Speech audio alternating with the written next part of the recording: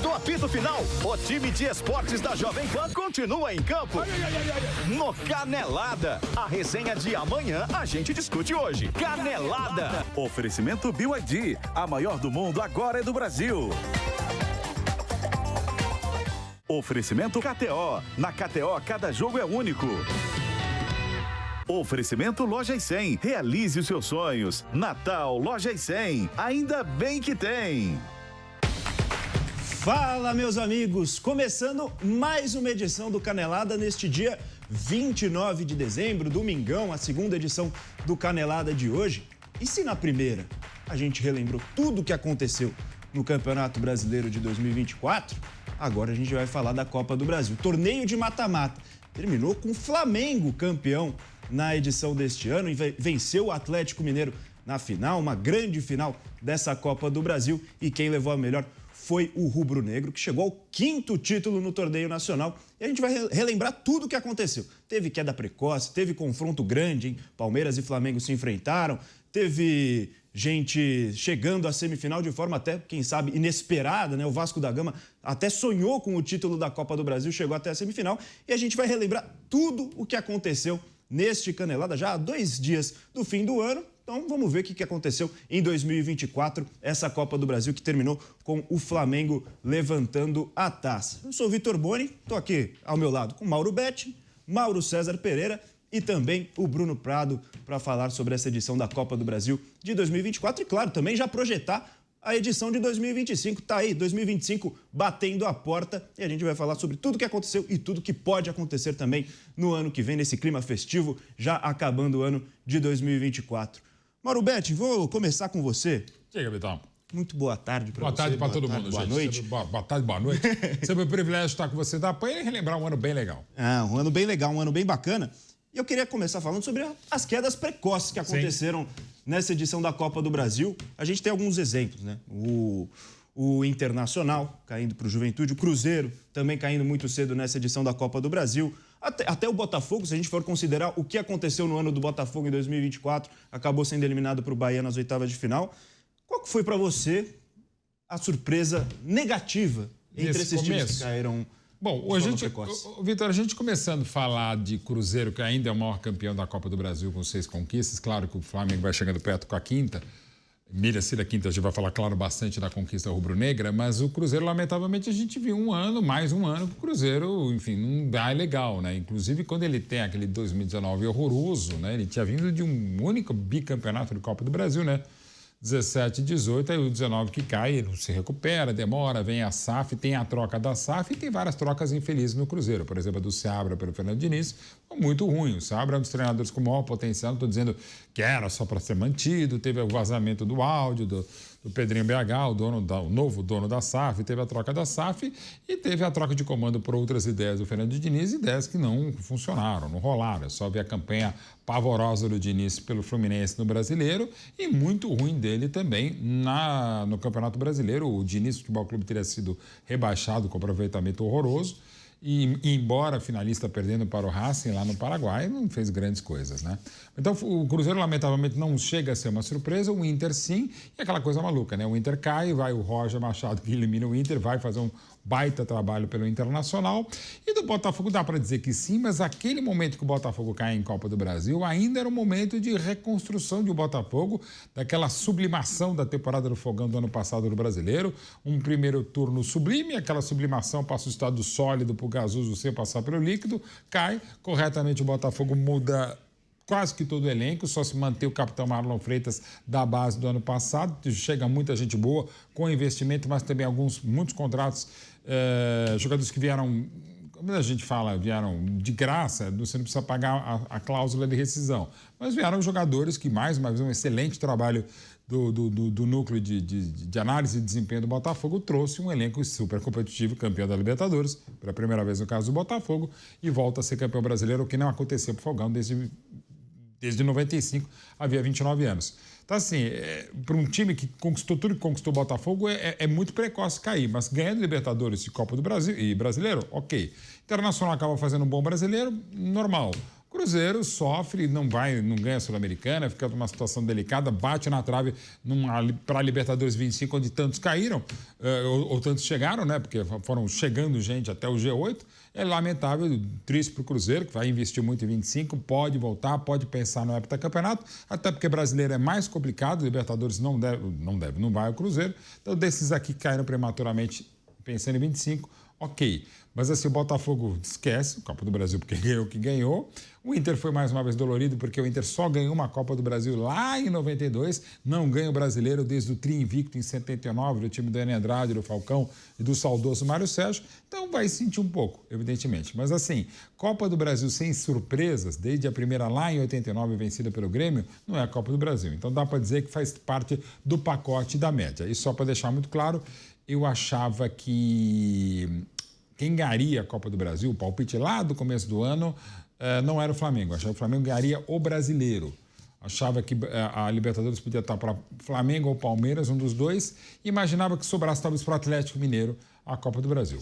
O Galo chegou até o final, perdeu as duas incontestavelmente para o Flamengo. Então é mais um chute para fora que eu dei para essa temporada 24. Mas honestidade, né, Mauro Betti? Porque tem gente que pega o resultado final e fala, não, lá no começo do ano eu falei tal coisa, porque sabe que ninguém vai buscar, né? Ô, Boni, você sabe que eu sou Mauro Betti, eu não costumo, mas de uns 2 anos para cá eu resolvi me expor um pouquinho mais. Eu tenho feito, inclusive, quando começa o brasileiro, eu coloco de 1º a 20º, né? E nos 2 últimos anos que eu faço isso, eu só acertei 2 posições. E é uma coisa interessante. As 2 posições que eu acertei, o único clube que eu acertei as 2 posições é justamente o meu clube, meu time. Tá tão difícil, o Palmeiras está em um momento muito bom. No ano passado eu acertei, que era o primeiro, esse ano eu acertei. Foi o segundo, não que eu quisesse acertar esse palpite do Palmeiras. Mas melhor o segundo do que, sei lá, o 8º ou 9º, ou cair como já caiu 2 vezes. Mas, de novo, é uma coisa que eu falo sempre, né? Minha ideia. Quanto mais a gente continuar torcedor do clube, mais a gente sabe até onde o clube pode ir, um jogador pode ir, um ídolo pode ir. Acho que a gente tem que se manter torcedor. Não pode distorcer, né? Contra clube que você não gosta. Mas torcer pelo seu time, sabedor mais ou menos, então dá para dizer que é um caso. Eu achei que o Palmeiras ia ser bicampeão ano passado e achei que agora ia ser vice. O Flamengo, para mim, teria sido campeão pelo meu chute. Para variar, eu errei. Se você tem, então, só para dizer, Palmeiras no Brasileiro e o Internacional. E mandei bem no Fortaleza, que eu achei que ia ser 14º. E o Botafogo que eu achei que ia ser 8º. Mas é bom lembrar, quando começa o Brasileiro, o Botafogo estava mal, quase não vai essa Libertadores, mas o meu maior erro foi o Fortaleza 14º. Pensando nos times da Série A, o Cruzeiro foi eliminado na primeira fase para o Souza, da Paraíba. Aí na segunda fase, os times de primeira divisão conseguiram se classificar. E na terceira, o Criciúma foi eliminado pelo Bahia, o Goiás eliminou o Cuiabá, o Botafogo eliminou o Vitória, depois acabou caindo para o Bahia. Fortaleza foi eliminado nos pênaltis para o Vasco da Gama e o Internacional acabou caindo também para o Juventude. Bruno Prado, boa tarde para você. Você concorda com o Mauro? Copa do Brasil não é Copa do Brasil sem surpresa? É verdade. Boa tarde a você, Boni, a todos aqui. O mata-mata ele fica aberto às surpresas, né? Principalmente na Copa do Brasil, o Cruzeiro cai para o Souza na primeira fase. É uma fase ainda de jogo único, né? Que aumenta ainda mais a possibilidade.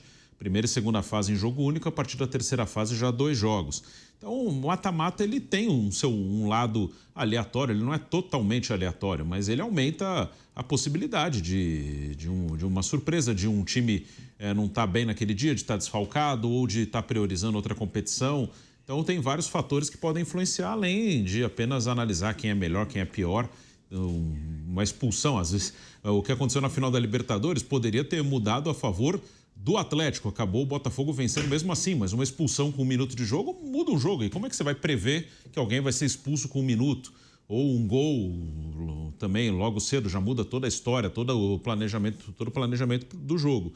Então por isso que eu também acho que, claro que existe a emoção, existe a cobrança, que em competições mata-mata, principalmente na Copa do Brasil, que para mim deveria ser claramente a terceira competição dos principais times, Libertadores, Brasileiro, Copa do Brasil, eu acho que às vezes exagera um pouco até na cobrança, que às vezes é de uma coisa meio aleatória, que deveria ser, para quem tem condição de brigar pelo título brasileiro, na Libertadores, por ser mata-mata, até abre um pouquinho mais o leque, mas no Brasileiro são 2, 3 times que têm condição de brigar pelo título para valer. Pode aparecer uma surpresa, mas esse ano o Botafogo até foi mudou bastante o elenco em relação ao ano passado, então foi líder ano passado por um bom tempo, mas esse ano veio com um time mais forte. Não dava para saber que seria um time tão forte. Mas todo mundo sabia que o Palmeiras e o Flamengo iam brigar e talvez mais um, e foi o Botafogo que acabou levando. Alguns pensavam, quem sabe pode ser o Atlético Mineiro, mas acabou sendo o Botafogo, mas não passa de 2, 3. Esses aí que têm chance de lutar pelo título brasileiro, eu acho que na Copa do Brasil a cobrança devia ser menor. Assim, não que você vai entrar para perder, mas devia ser aquele negócio. Vamos entrar para ganhar. O time grande tem a cobrança para ganhar. Mas se perder a Copa do Brasil não pode ser uma tragédia. Por ser um mata-mata, por ser uma coisa que tem muito do aleatório e porque o Brasileiro e a Libertadores, para mim, são competições que claramente têm que estar acima da Copa do Brasil.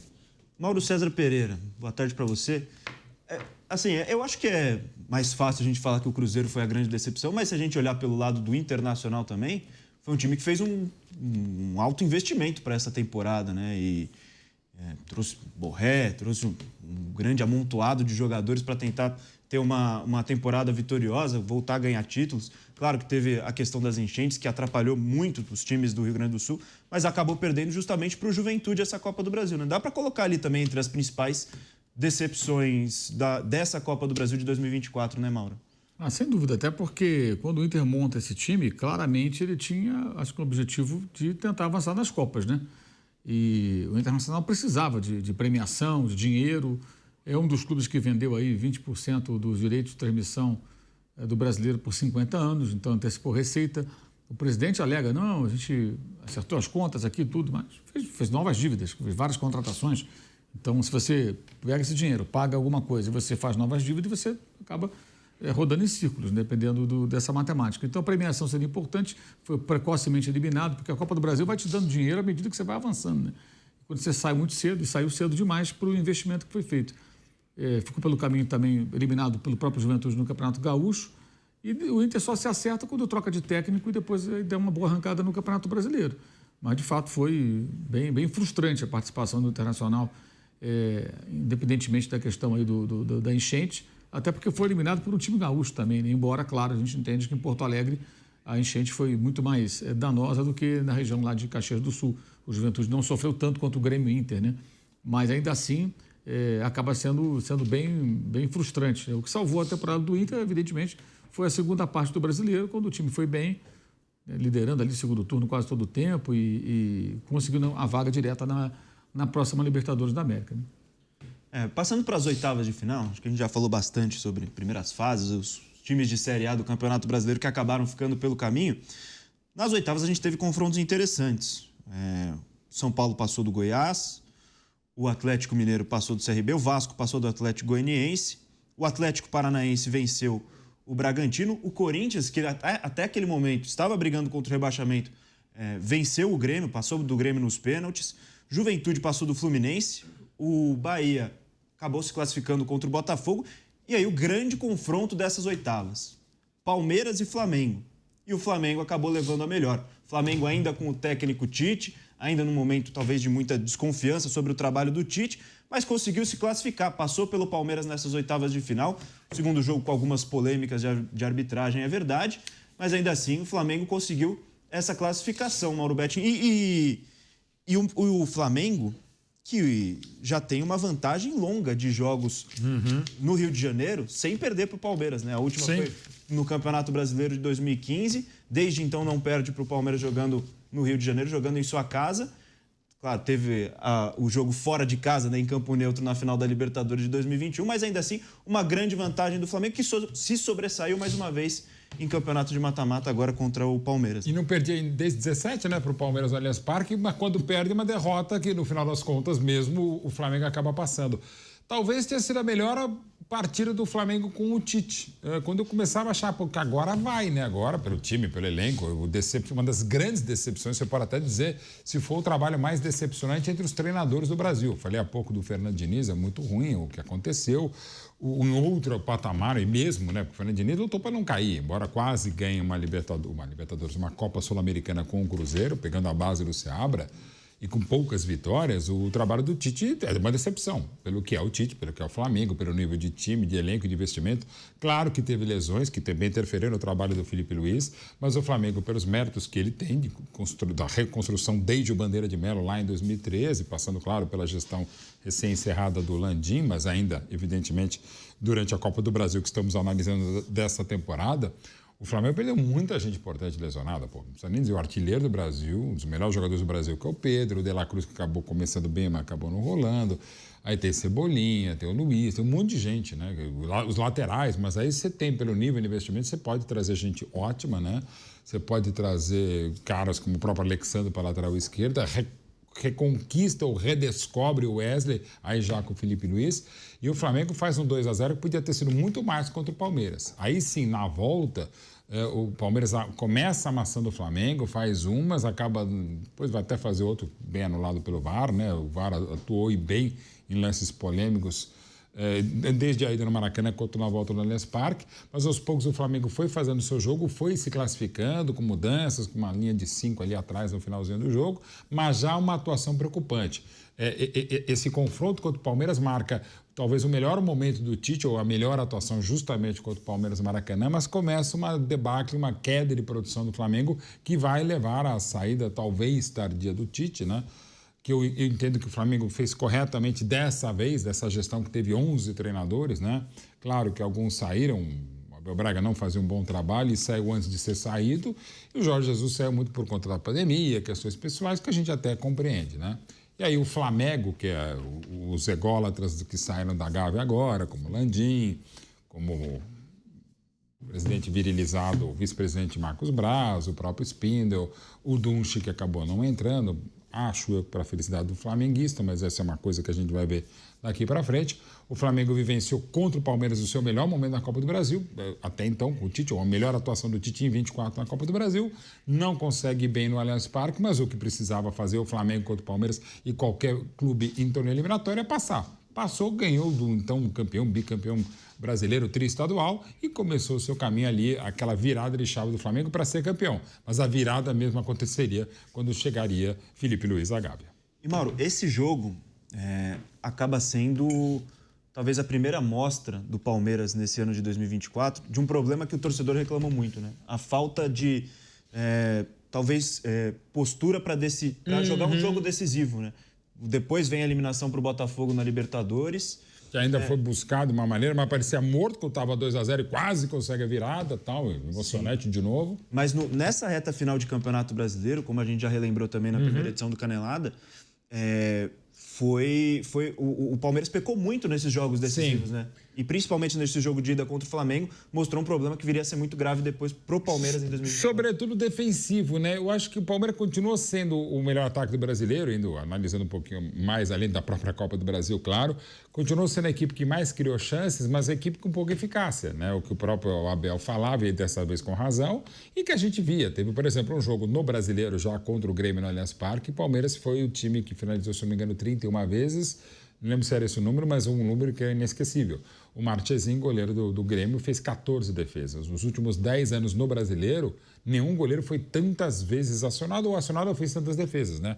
Era para ser uns 5 ou 6. Aí, contra o Bahia, o Palmeiras jogou mal na Fonte Nova, teve 2 chances e fez 2 gols, né? Teve eficácia ao contrário. E depois acabou perdendo, muito por mérito da campanha histórica do ano mais espetacular da história do Botafogo. O Botafogo fez o que fez contra o Palmeiras, tanto na Libertadores como faria nos 3 anos no Allianz Parque, naqueles 12 dias mágicos do Botafogo, sem contar o Mundial de Clubes e tal. De brasileiro e sobretudo Libertadores. Mas o Palmeiras, eu diria que não foi nem tanto à frente, embora o Endrick fez falta e o Estevão de novo brilhou, mas acabou não sendo, e não dá para cobrar mais do menino de 17 anos, craque, bola de prata, tudo que ele fez, o jogador mais jovem a ganhar a bola de prata, desde a primeira lá em 1970 na revista Placar, e outras coisas tantas que o Estevão fez e poderá fazer pelo menos até para o Chelsea, né? E na Inglaterra fará a sua trajetória brilhante. Mas o Palmeiras, eu acho que ele teve mais problemas defensivos até do que ofensivos. O Palmeiras tomou gols que normalmente não tomava. Apesar do Everton ter tido alguns momentos instáveis no primeiro semestre, no Paulistão, já na fase decisiva no tricampeonato contra o Santos ele foi muito bem, no Brasileiro de novo foi um dos melhores goleiros. Mas o sistema defensivo, que era muito ajustado, deu muito espaço, e aí, claro, se deve cobrar o seu treinador, o Abel, se deve cobrar também individualmente os jogadores. Eu só não gostei de algumas das cobranças, de novo, do Abel, nas entrevistas do Abel, que foram infelizes muitas delas, quando num jogo acho que contra o Botafogo mesmo, que ele fala que a responsabilidade do treinador é até o último terço, até o ataque, mas não fazer gol é dos jogadores. Eu acho que você até pode analisar, a gente pode analisar isso aí, o Abel em casa pode falar, mas como o comandante tão vencedor, o mais importante, o melhor, maior treinador da história do Palmeiras, de um ciclo absolutamente vencedor, não acho que não seja legal você falar, não, eu ajudei a treinar, criar, preparar, inclusive mentalmente, técnica, tática, fisicamente a equipe, mas os caras não fizeram gol. Acho que não é legal. Até pela fase do Flaco Lopes, que não é tão boa, pelas limitações, o Rony Amuntu não é mais o mesmo, o Rafael Veiga seguiu decisivo, o Dudu não conseguiu ser, o Estevão fez o que podia e tal, mas enfim, o Palmeiras pecou, criou chances, legal, mas não as fez. Mas eu acho que o maior problema do Palmeiras, sobretudo nos mata-matas de um time tão vencedor historicamente, como tem sido essa passagem histórica do Abel, o Palmeiras perdeu mesmo por questões defensivas mais do que ofensivas. E Mauro César, você concorda com o Mauro Betti quando ele disse que foi talvez a maior atuação do Flamengo de Tite e que talvez esse confronto tenha feito o trabalho do Tite no Flamengo durar até um pouco mais, né? Ele acaba saindo, o Felipe Luiz é quem comanda o Flamengo na semifinal, né? Classifica o clube contra o Corinthians para a decisão contra o Atlético Mineiro, mas esse jogo, pelo menos eu vejo também que talvez tenha sido realmente a melhor atuação do Flamengo do Tite nessa passagem pelo rubro-negro.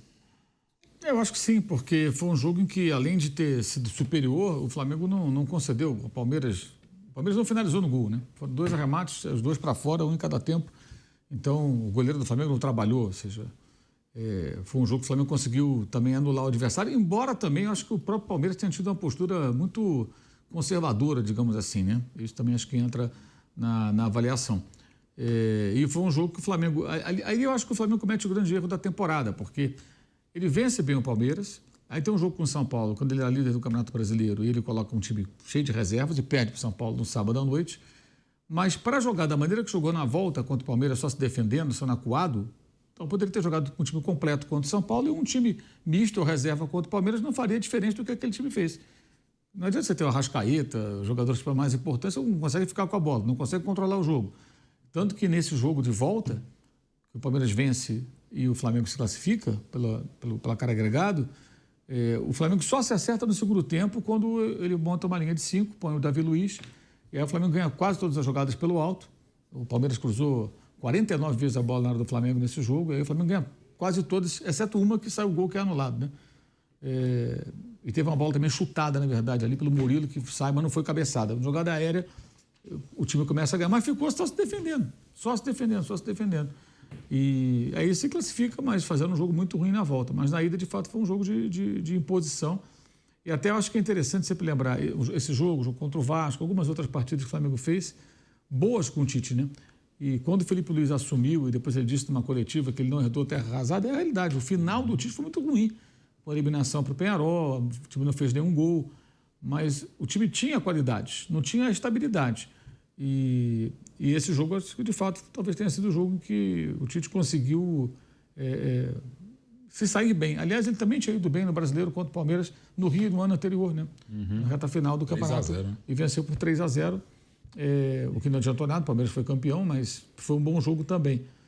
Mas talvez até por isso, assim, eu entendo a passagem do Tite como razoável, porque é muito boa no estadual, que teve a sua relevância, porque o Fluminense poderia ser tricampeão, o Flamengo elimina o Fluminense. Foi excelente na Copa do Brasil, apesar desse jogo ruim contra o Palmeiras, se classificou, eliminou o Bahia, depois sem ele, já que o Felipe Luiz passa pelo Corinthians, que já vinha crescendo, com muitas contratações, e ganha do Atlético de forma categórica na final. Mas a Libertadores foi um horror, a Copa do Brasil foi boa, e o Brasileiro foi razoável. Então, acho que na média ele foi um trabalho razoável, mediano. O que para o Flamengo é pouco, pelo elenco que tem, tudo não pode ser médio, tem que ser bom, ótimo, excelente. Mas esse jogo, de fato, foi um jogo que acho que ficou aí como o jogo do melhor desempenho do time sob o comando do Tite. E Bruno, como a gente ia falando, o Mauro falou, talvez o melhor desempenho do Flamengo sob o comando do Tite. O Abel muito criticado, né, em diversos momentos nessa temporada, até nessa reta final de 2024, no jogo decisivo contra o Botafogo pelo Campeonato Brasileiro. Uma parcela da torcida ofende, né, o Abel, xinga o Abel no estádio, enquanto o Palmeiras já perdia para o time do Botafogo. E a gente pega essa escalação do Palmeiras para o jogo contra o Flamengo, o jogo decisivo contra o Flamengo. O Palmeiras entra em campo com Everton, Vitor Reis, Gomes, Murilo, Mike, Aníbal Moreno, Veiga, Caio Paulista, Felipe Anderson, Flaco Lopes e Rony. Quanto você acha que teve de participação de cada treinador? Realmente, o Flamengo teve uma boa atuação no primeiro jogo, no jogo da volta já foi pressão grande do Palmeiras, não conseguiu ser efetivo no campo de ataque. E o Abel, talvez o primeiro momento em que realmente foi criticado nessa temporada de 2024 pelo torcedor do Palmeiras. Qual que foi a parcela de importância das decisões de cada treinador para essa classificação do Flamengo? Acho que foram 2 jogos realmente bem distintos, né? O Flamengo muito melhor no Maracanã e o Palmeiras muito melhor em São Paulo, mas o Flamengo consegue 2 gols e ali foi o melhor jogo do Tite mesmo. O Abel no jogo do Maracanã, o time ficou muito atrás, o time não conseguia nem contra-atacar. Ali foi um jogo também, as duas coisas, um jogo muito bom do Flamengo e o Palmeiras não conseguir sair de trás também tem o mérito do Flamengo, e um jogo muito ruim do Palmeiras. Que o Palmeiras ele se defendeu e devolvia a bola para o Flamengo, né? Não tinha nenhuma saída assim, de contra-ataque para incomodar o Flamengo. Era até natural que no Maracanã o Palmeiras tivesse uma postura mais defensiva, mas sempre que você tem uma postura defensiva, você tem uma alternativa para sair de trás, para contra-atacar, para aproveitar os espaços deixados, e o Palmeiras nem isso conseguiu fazer. Então ali foi realmente um jogo também muito ruim do Palmeiras. Na volta, o Palmeiras conseguiu sufocar, o Flamengo... Acho que o Tite também na volta, apesar da atuação ruim, ele tem uma participação, quando ele acerta ali a defesa com uma linha de 5, ele consegue melhorar uma questão que estava muito complicada defensivamente. Então, nesse confronto, o Tite acabou trabalhando melhor que o Abel. E tirar 2-0 é muito difícil. Num duelo equilibrado, e havia equilíbrio ali entre Flamengo e Palmeiras, quando o Flamengo faz 2-0 na ida, por mais que o Palmeiras tenha pressionado na volta, fazer 2 gols, tendo que fazer num duelo como esse, não é fácil.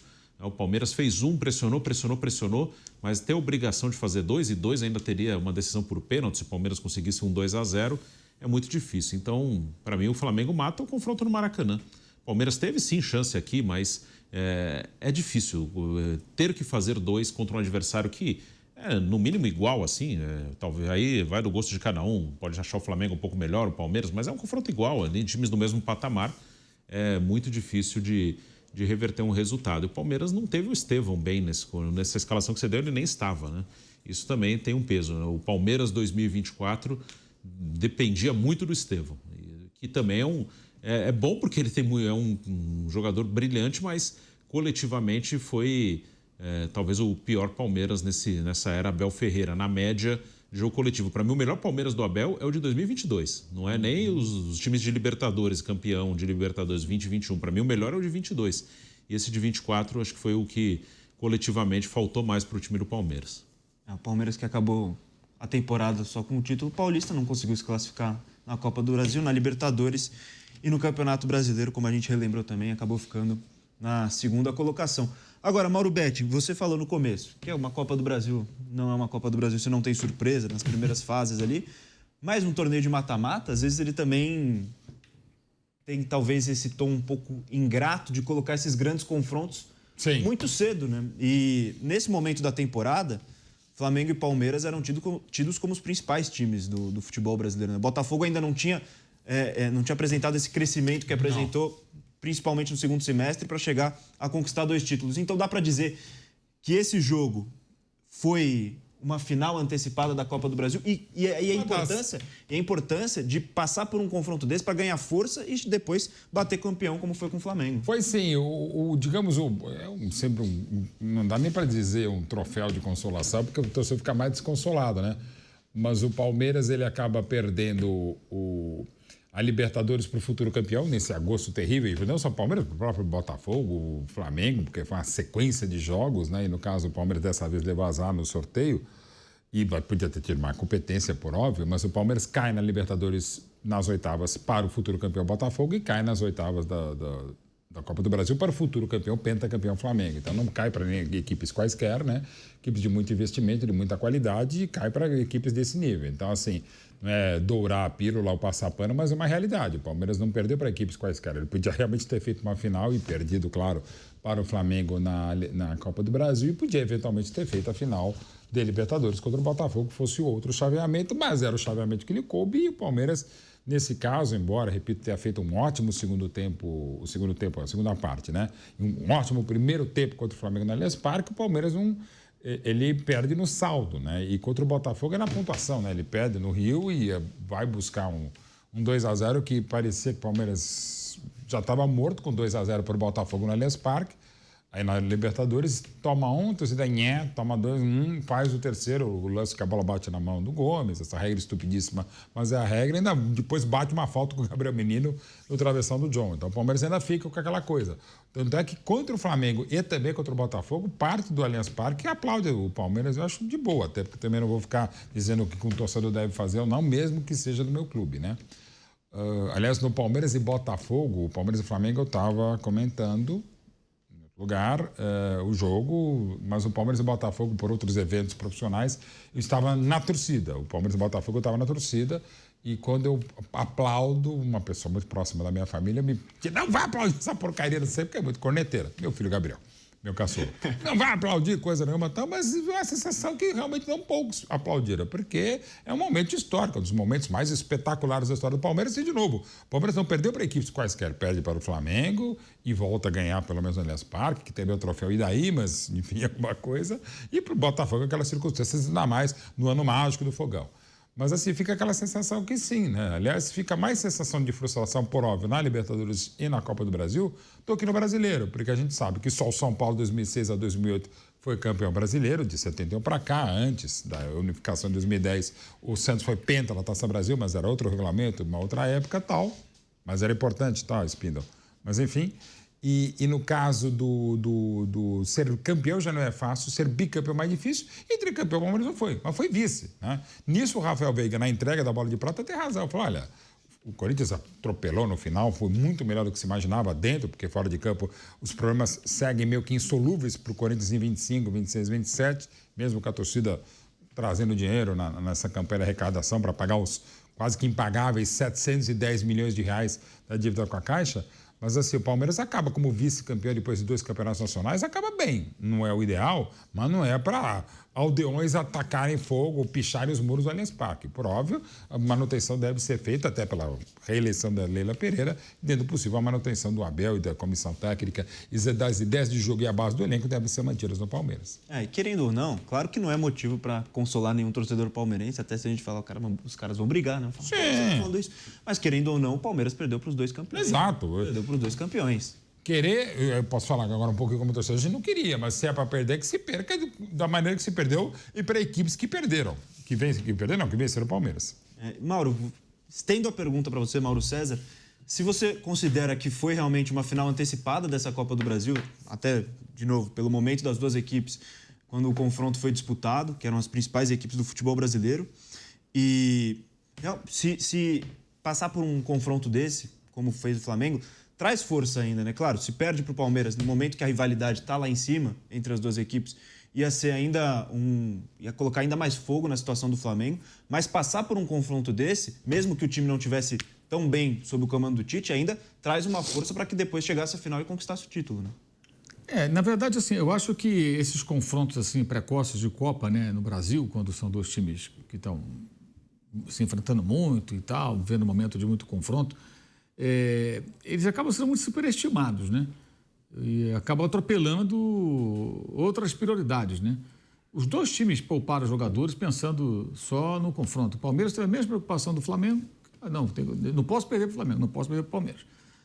Pode, alguém vai perder, né? E acho que isso acaba atrapalhando bastante. Inclusive, no caso do Flamengo, atrapalhou o planejamento do Campeonato Brasileiro. Porque... Insisto, por que você, vencendo o primeiro jogo por 2 gols, tem que jogar completo no segundo jogo, como você sabe qual é o desenho desse jogo? É o adversário, no caso do Flamengo, atacando, pressionando, até pela forma como o Palmeiras se comporta nesses jogos em casa, precisando reverter resultado. Será que essa é a estratégia? Mas não podemos, de jeito nenhum, foi eliminado aqui. Então, acho que isso, quando você vê esses confrontos precoces em Copas lá na Europa, qualquer país, não é o mesmo tratamento. Tem a rivalidade, ninguém quer perder, mas... há um entendimento, acho que mais claro, de que o objetivo maior dessas principais equipes é na competição internacional, no caso, Champions League, ou no campeonato do país, né, na Liga. E se entende melhor isso. Aqui no Brasil não funciona assim, né? A Copa, ela tem assim, é dada a ela uma importância um pouco exagerada nesse contexto. Porque você vai ter que passar por isso. Não tem jeito, é um sorteio. E no mundo inteiro é assim. Às vezes acontece um Barcelona e Real Madrid na Copa do Rei numa fase precoce. Um Manchester City contra a Arsenal acontece, ou o Liverpool, em uma das Copas lá da Inglaterra. É normal. Mas quando acontece isso, assim, aí entra muito também a questão da cultura do mata-mata, que apesar do brasileiro ter pontos corridos desde 2003, a cultura do mata-mata ainda é muito forte aqui no país. A gente mesmo, a imprensa, trabalha muito mais o mata-mata, fica aquela coisa, o grande confronto, como é que vai ser? Às vezes cria uma expectativa de um grande jogo, o jogo é uma porcaria, muitas vezes, que fica um com medo do outro ali, os dois times meio cautelosos, né? Nem sempre o mata-mata proporciona grandes partidas. E ainda tem uma grande parcela de pessoas que defende o brasileiro voltar ao mata-mata, né? Ou pelo menos instituir uma nova fase com o mata-mata. Muita gente falou muita gente falou do primeiro ao oitavo, principalmente porque o Corinthians cresceu muito nessa reta final. Esse discurso às vezes aparece, eu acho meio incrível isso, porque o campeonato de pontos corridos, as pessoas até hoje não querem entender isso. Ele te garante 38 jogos, te dá calendário. Então, falamos do Internacional há pouco. O Internacional foi eliminado das competições de mata-mata. E se ele não se classifica, ele faz o quê? Sai de férias em outubro, aí fica 3 meses fazendo o quê? Batendo papo, ele vai pagar salário com o quê? Não tem renda, não tem jogo na televisão, não tem transmissão. O patrocinador vai pagar por quantos jogos? Eu faço um contrato que vou patrocinar a camisa daquele time ali. Beleza, legal. Quantos jogos você vai me entregar? Eu tenho 38 do brasileiro e posso te entregar mais jogos de acordo com a... tudo bem, esses 38 jogos estão garantidos. Eu sei que no primeiro domingo de dezembro, o logo da minha empresa vai aparecer lá na transmissão, na camisa daquele time, porque eu paguei por isso. Se você termina antes, você não tem como fazer. E já se tentou no passado, torneio de consolação, valendo até prêmio, até vaga na Libertadores. O Atlético Paranaense pegou uma vaga uma vez assim, né, jogando aquele torneio, um mequetrefe ali, que não valia nada, uma vaga na Libertadores. Não tem o mesmo apelo, sabe? Isso seria uma regressão, seria a argentinização do futebol brasileiro. Na Argentina que tem os regulamentos malucos ainda, de repente não tem mais descenso, não cai ninguém, o tic-tac, que é o Ricardo Teixeira deles lá, né? Faz essas trapalhadas e tal, alguns reclamam, outros aceitam, e agora você 30 times jogando em turno único, o negócio é um monstrengo, né, o campeonato, com times fraquíssimos, que não tem nível para ser de Série A. Então, se a gente abre essa porteira, amanhã aqui vai acontecer a mesma coisa. É mata-mata, amanhã não tem ninguém cai, aí tem virada de mesa. Acho que a manutenção do sistema é fundamental, porque o estadual tem mata-mata. Quem se classifica para a Supercopa é um mata, né? É um jogo. Quem vai para a Recopa, no caso, agora o Botafogo, ganhou a Libertadores, né? Vai jogar contra o Racing. É mata-mata. Copa do Brasil, mata-mata. Sul-Americana, mata-mata. Libertadores, eu falei que 6 torneios que tem mata ou mata-mata. 6 taças são colocadas em jogo, né? No caso, não são 6, são muito mais que 6, porque o estadual tem no Brasil inteiro. Mas uma equipe pode disputar até 6 competições. O Flamengo 2023 ainda jogou o Mundial. Ou seja, o Mundial tem mata-mata. A Recopa perdeu tudo, né? Recopa, mata-mata. Supercopa, mata-mata. Né? O estadual, mata-mata. Libertadores, mata-mata. Copa do Brasil, mata-mata. E agora o Super Mundial, mata-mata. E tem o Super Mundial agora com mata-mata. São várias competições que tem mata-mata. Então, por que tem que mexer no campeonato? Deixa o campeonato quietinho ali e tal. A gente agora atingiu uma certa maturidade. Você vê que até essa coisa do Fluminense, tem que pagar a Série B, toda vez volta esse assunto. Essa história do Fluminense é dos anos 90, gente. E é engraçado, até porque o Fluminense subiu da C para A, mas não foi sozinho, não. Subiu mais gente com ele. Muita gente. Subiram vários times. O Grêmio, quando sobe 92 para 93, foi num pacotão. Também foi um pacotão. O do Fluminense é o mais lembrado. Talvez pela trajetória do clube, né? A origem do Expressão Tapetão, vai lá do Zé Carlos Vilela, aquela coisa toda. Efeito suspensivo, a primeira vez que se ouviu foi lá nos anos 70 e o Fluminense teve participação nisso tudo. 96 cancelou o rebaixamento. Exato. Também, mas teve o Botafogo com o Sandro Hiroshi também. Também. Né? Essa é uma das mais bizarras. O Botafogo tomou de 6-1 do São Paulo e ganhou os pontos. Não é que o São Paulo perdeu os pontos que tinha um jogador irregular, não. O Botafogo ganhou os 6-1 placar. 3 pontos, Botafogo. Então, essas coisas aconteceram e ficaram muito lá para trás. Então, mexer nessas estruturas não vale a pena. Acho que a gente precisa amadurecer. Agora mesmo, né, o BAP ganhou a eleição no Flamengo, o discurso deles é, não, prioridade vai ser o brasileiro. Eu quero ver se vai ser mesmo. Se cair um Flamengo e Palmeiras de novo, ou se tiver um Flamengo e Corinthians, se o Corinthians estiver bem, ou um Flamengo e Botafogo na Copa do Brasil, né? Botafogo campeão da Libertadores, se eles vão ter coragem de falar, não, nossa prioridade é outra competição, o técnico fique à vontade, mas ele tem que priorizar o brasileiro. Eu quero ver se vão ter coragem. Tomara que tenha, porque isso precisa mudar. E se você tem um elenco farto, o Liverpool ganhou a Copa da Liga na temporada passada, jogando com um time de reserva até na final. Manteve o goleiro lá, o Keller, lá, foi jogando com... Lógico, você enxerta um jogador ou outro, mas a espinha dorsal foi de um time, o último título do Klopp. E ele queria o quê? Ele queria o título inglês. Não conseguiu, mas obteve a vaga, né, para a Liga dos Campeões, aí fazendo uma campanha avassaladora, inclusive, né? Então, acho que essa maturidade a gente não atingiu ainda. Tem muito também da participação da mídia, né? Porque, vamos admitir, quando chega uma semana de um jogo desse, a gente dá uma turbinada violenta no jogo. E os cartolas não têm muita coragem. E os técnicos fazem o quê? Não, O Tite fez isso no Flamengo. O que eu achei um grave erro dele, porque eu acho que ele tinha... Agora acho que não tem mais. Mas ele tinha tamanho para falar, não, eu não vou abrir mão do brasileiro. E ele fez o que a diretoria queria. Acabou se embananando e se perdeu em tudo e terminou uma temporada esvaziado, né? Porque você fracassa em 2 Copas do Mundo com a seleção brasileira e com o elenco mais caro da América do Sul. Aí entra um técnico novato e o time melhora. Aí é uma situação bem complicada. Eu acho que ele começa a errar ali, porque se deixou levar por todo esse contexto, dessa nossa cultura aqui no Brasil de valorizar a Copa, às vezes, até de forma excessiva. Ainda que, Xará, a gente possa dizer aí uma questão do brasileiro, que é bem... A Copa do Brasil paga muita grana, mas não pode ser só isso, né? Mas, assim, realmente é um mérito da organização da Copa do Brasil e do brasileiro podia estar um pouco mais equilibrado.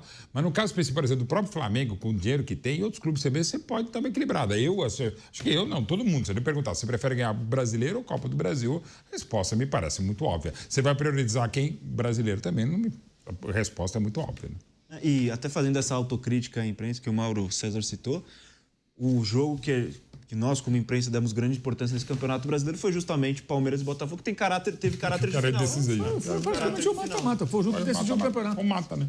Foi o jogo que decidiu o campeonato. E, Bruno, a gente estava até falando fora do ar, né? Existe mesmo essa supervalorização da Copa do Brasil, né? Especialmente quando entraram os times que também disputam a Libertadores. Né? Existe, né? Claro que eu acho que a Copa do Brasil tem que ter os times da Libertadores. Inclusive, sou contra o atual critério de classificação que leva em conta os estaduais.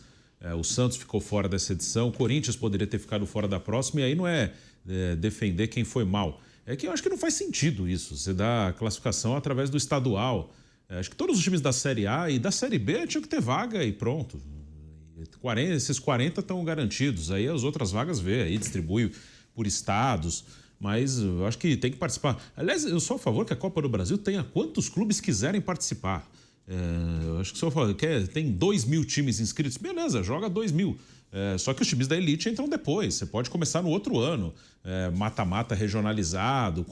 Tem inscrição aberta. Quem quiser se inscrever vai jogar. Que nem na Europa, né? França, Inglaterra, a própria Espanha tem muitos times já considerados amadores, né? Então... Aí você coloca os times da Série A numa fase ali com 32 times ou com 64. Aí você vê um formato, mas sou a favor que todo mundo que queira participar, participe. Mas há uma supervalorização, sim, porque tem muito disso, né? Não pode perder. Claro que ninguém quer perder, mas alguém vai perder. E fica aquela coisa que Palmeiras e Flamengo, um ia ser eliminado.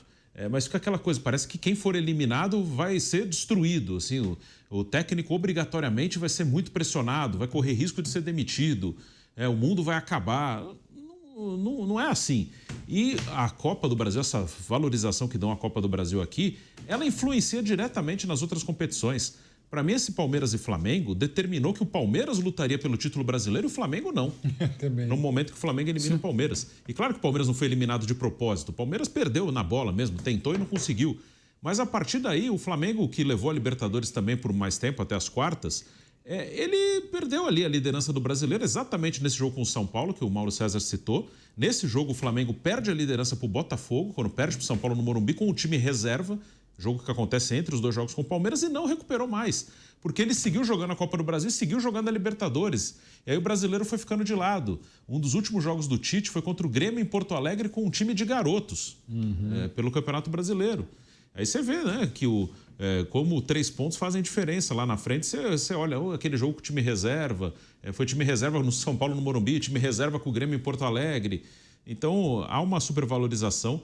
O próprio Botafogo, ele cai para o Bahia na mesma fase em que o Palmeiras cai para o Flamengo. Acho também que se o Botafogo tivesse ido um pouco mais à frente, ele dificilmente ganharia o brasileiro. E aí não é questão de ser bom. Não teria como. Melhor que seja o elenco, qualidade e quantidade, né? Sim. E tem uma coisa, pelo menos, legal em termos gerais, que agora você voltando a esticar um pouco mais a data de definição da Copa do Brasil, evita o que aconteceu na temporada 23 com o São Paulo. O São Paulo ganha a sua primeira Copa do Brasil, com baita resultado pelas circunstâncias contra Palmeiras, ganha os 2 jogos, ganha do Flamengo no Maracanã, empata no Morumbi e aí é campeão.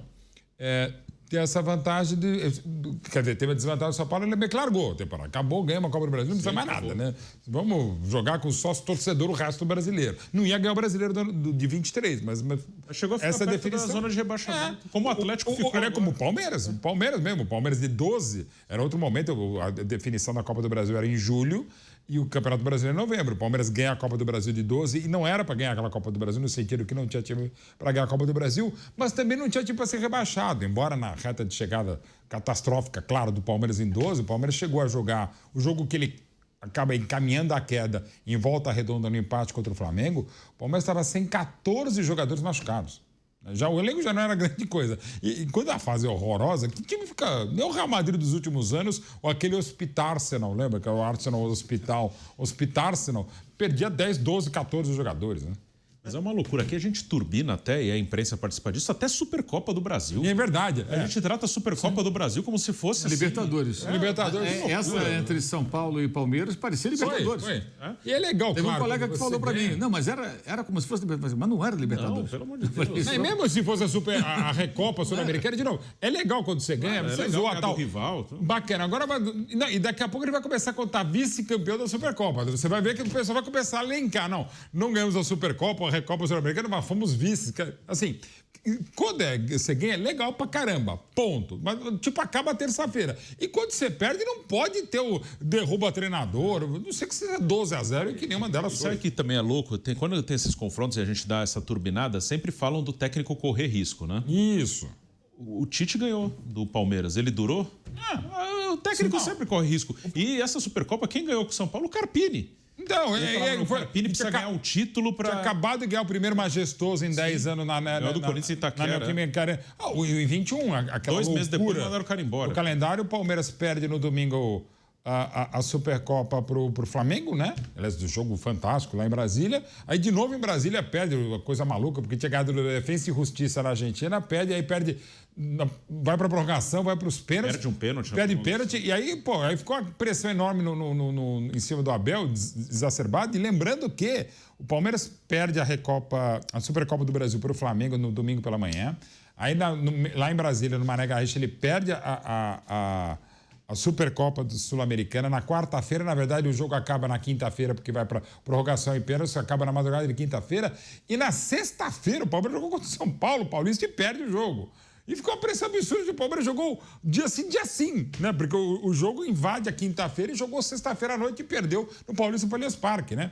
Então, assim, e foi pressionado o Abel naquele momento. Quer dizer, um negócio inacreditável. O Vitor Pereira cai muito no Flamengo por causa de Supercopa, Recopa, essas coisas. Bem, embora o trabalho ruim, mas, de novo, a gente está dando... E, de novo, gente, Supercopa é início de temporada. Além disso, né? Está começando a temporada, né? E, de novo, nosso papel como imprensa, sempre tratar mata-mata e Campeonato Brasileiro como 2 mundos diferentes, sempre torna o debate nessa linha, né? Claro, Flamengo e Palmeiras, a manchete não. Os dois têm elenco, investiram e tem time para disputar os 3 campeonatos. Não, é obrigação de ser campeão de tudo. Disputar os 3 campeonatos. E quando não é? Quando um time que está com mais dificuldade financeira ou não consegue investir tanto, São Paulo, Corinthians, a pergunta sempre é feita. Vai priorizar o Campeonato Brasileiro ou priorizar o mata-mata? Sempre tem que ser isso. Tem que priorizar alguma coisa. O próprio Renato, exacerbadamente nos últimos anos, não estou falando na última temporada no Grêmio, o Renato, quando ele priorizava mais, até por estilo gremista, copeiro e tal, enfim, ele priorizava mais Copa do Brasil e Libertadores e tal. Só que ele tirava o time inteiro, às vezes nem ele mesmo ia, né? Então ele também exagero, né? E não rolava, né? Desde o último, o tricampeonato, a Copa do Brasil, que ele ganha no início do trabalho do Roger Machado, pelo Grêmio em 16 e o tri da Libertadores contra o Lanús em 17, e depois disso ele fez a mesma coisa e não deu, e levou pauladas Américas, aquela do 5-1 do Jorge Jesus na semifinal de 2019 da Libertadores, quer dizer, não é só porque não rolou, mas não é o caso de se tirar o time inteiro e do brasileiro. O Renato claramente falava, a gente não é que a gente não vai tentar, a gente não quer ser campeão brasileiro aqui no Grêmio, pô. Agora, um fator do mata-mata que é inegável é quando um time classifica, acaba ganhando uma confiança maior. Até estava discutindo, Bruno Prado, aqui fora do ar, a gente estava relembrando o confronto do Grêmio com o Corinthians. Naquela época, talvez não tivesse dado tanta importância para aquela classificação do Timão, mas se a gente pega o retrospecto e a linha do tempo, aquela classificação do Corinthians acaba acendendo uma faísca de confiança, que, claro, por outros fatores o Corinthians cresceu na temporada, terminou o ano com 9 vitórias seguidas no Campeonato Brasileiro, mas ali numa classificação até o momento improvável, porque o Corinthians brigava contra o rebaixamento, começa a mudar um pouco o cenário do Timão, né, Bruno? O Corinthians teve nos mata-matas e também na Sul-Americana alguns confrontos que realmente nessa parte da confiança ajudaram. Nessa vitória do Grêmio nos pênaltis pela Copa do Brasil, na Sul-Americana o Bragantino, num jogo que o Hugo pega 3 pênaltis, que o Bragantino teve ali a bola para matar o confronto e não conseguiu, o Hugo pegando os pênaltis em Itaquera. Mas o Corinthians ele tem algumas... A janela de meio de ano foi fundamental para que o time reagisse e também entra o lado que a gente estava falando do calendário. O Corinthians, não sei se de qualquer jeito ele reagiria, mas a sequência de vitórias mais forte, ela vem depois que ele sai das 2 Copas. Para mim é por aí. Quando ele sai das 2 Copas, ele se atrapalhou a cresce, tentar ganhar tudo com o time que estava. Desculpa só cortar, já cortando, né? O Corinthians tinha uma média de 1 ponto por jogo, ou seja, seria 38 pontos no Brasileiro, seria rebaixado, né? Para mim foi um atraso devido ao Corinthians ir tão longe até a semifinal da Sul-Americana, até a semifinal da Copa do Brasil, porque não tinha time, elenco, nem confiança para tentar tudo. O time se esgarçou. Quando ele sai de tudo é que ele dá o estirão brasileiro. Pegando bem os dados aqui, pegar a sequência de vitórias do Corinthians, foram 9, né? Ele perde pro Racing lá. Aí depois, essa sequência de 9, ela começa contra o Atlético Paranaense, 5-2. Depois desse jogo com o Atlético, ele faz um jogo com o Flamengo na Copa do Brasil, que é a volta, que ele é eliminado. Tem o jogo contra o Cuiabá. Ele vai jogar com o Racing. Depois do Flamengo, o Racing, a ida, empata.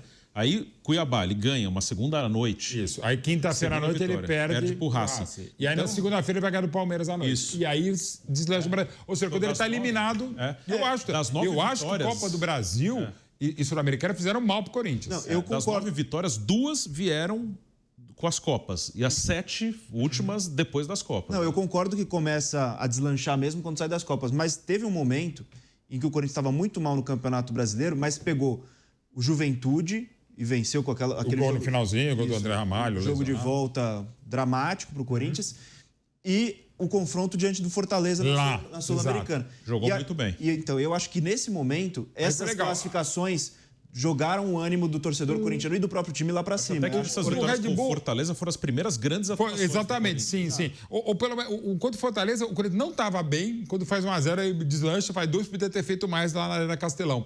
Agora, é interessante contra o Red Bull Bragantino, porque o Corinthians vence o primeiro jogo pela Sul-Americana, que era um jogo em Campinas, né? Mas era mando do Red Bull, ganha, beleza lá. Aí faz 1-0 no primeiro tempo e 4, 5 minutos ele leva a virada na Neoquímica Arena, quase leva o terceiro gol, vai para os pênaltis, aí sim, no anímico, porque, como já havia acontecido contra o Grêmio na Copa do Brasil, o Hugo Souza cata 3 pênaltis, é uma coisa impressionante. O Cássio, goleiro histórico do Corinthians, sobretudo em pênaltis também, ele nunca havia, numa decisão só, defendido 3 pênaltis. Pode ter batido na trave, ele ter defendido 2, mas 3 só o Hugo. Né? E os 3 do Hugo fechariam a série, né? Os dois acabariam, se não pegasse o Bragantino. O Red Bull perdeu 2 match balls. Aí foi legal. Esses confrontos foram muito bons.